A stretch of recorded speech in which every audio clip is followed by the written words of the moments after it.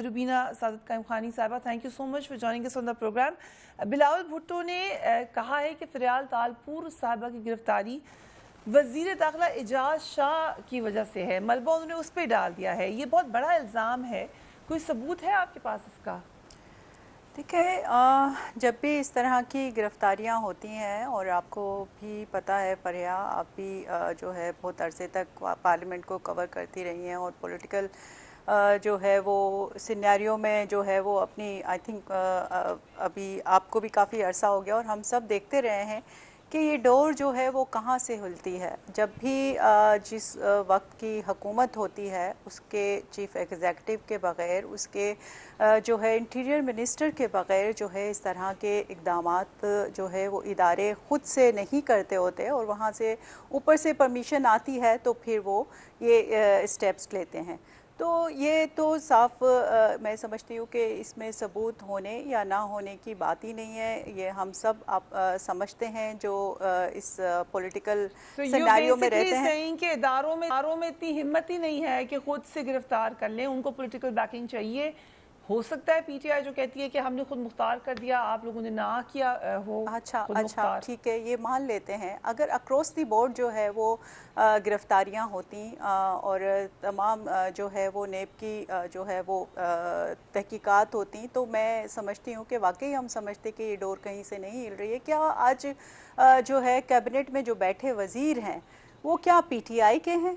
क्या जो है वो काफ लीग जो एक डिक्टेटर की जमात थी, और आज वही लोग पीटीआई के साथ नहीं बैठे? जो जिन लोगों के लिए ये के ऊपर इल्ज़ामात लगाते थे करप्शन के बड़े बड़े, आज वही लोग इनकी कैबिनेट में बैठे। मतलब जो वहाँ उस तरफ चले जाएं तो वो बिल्कुल पाक साफ हो जाते हैं, दूध के धुले हुए हो जाते हैं, और जो अपनी पार्टी से जो है वो वफादारी रखें, लॉयल्टी रखें, उनके ऊपर जो है ये नेब जो और बाकी जो भी इदारे हैं वो मुतहर्रिक हो जाते हैं। तो ये तो साफ जाहिर है।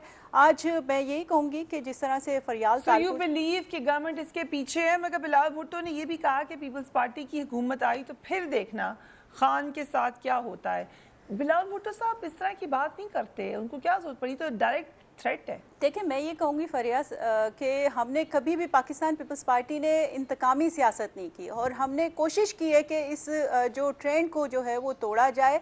और आप देखें 90s में जो हम पे मुकदमात हुए और फिर जो उनको हमने फेस किया, और पीपल्स पार्टी ने एक स्ट्रगल की और एक सफ़र किया, लेकिन उसके बावजूद भी हमने जमहूरियत को ट्रैक पे रखने की बात की। लेकिन आज ये हद हो गई है कि हमारी माँओं बहनों को जो है वो जेलों में घसीटा जा रहा है, उन जो है वो उनके ऊपर केसेस बनाए जा रहे हैं।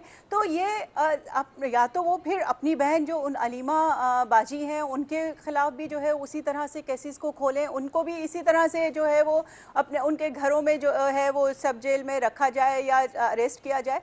तो ये तो साफ जाहिर है। मैं ये कहूँगी कि पाकिस्तान पीपल्स पार्टी शहीद मोहतरमा बेनज़ीर भुट्टो हो या शहीद जुल्फ़िकार अली भुट्टो हो, और या उसके बाद जो है आसिफ अली ज़रदारी, फरियाल तालपुर साहिबा, हम लोग जो भी हैं पीपल्स पार्टी का वर्कर जो है वो इन डिक्टेटरों से और इस डिक्टेटर नुमा हुकूमतों से जो है हम डरे नहीं हैं, हम मुकाबला करेंगे। फरियाल तालपुर साहिबा एक बहादुर औरत हैं, उन्होंने बेनज़ीर भुट्टो के बाद जो है वो पाकिस्तान पीपल्स पार्टी को संभाला है, उनके वर्करों को संभाला है, उनके लिए काम किया है पाकिस्तान पीपल्स पार्टी के लिए। और आज इस तरह के हथकंडों से जो है वो हमारे हौसले जो है वो पस्त नहीं कर सकेंगे। ये बातें सब ठीक, लेकिन आप क्या एक्सपेक्ट कर रहे थे? जब बेल कैंसिल हो गई, ज़रदारी साहब जेल चले गए, तो ऑब्वियसली फरियाल साहबा ने जेल जाना था। ये कोई नई बात तो नहीं हुई?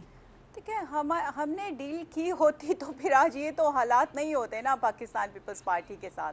हमने डील ही तो नहीं की है। हमने हमेशा आवाम का जो है वो दरवाज़ा खटखटाया है। हमने हमेशा कोशिश की है कि हम इलेक्शंस का जो है वो इलेक्शन का प्रोसेस का जो है वो हिस्सा बने। हमने कोशिश की है कि आवाम के पास जो है वो हम अपनी अदालतें लगाएं, उनके पास अपने फ़ैसले लेके जाएं।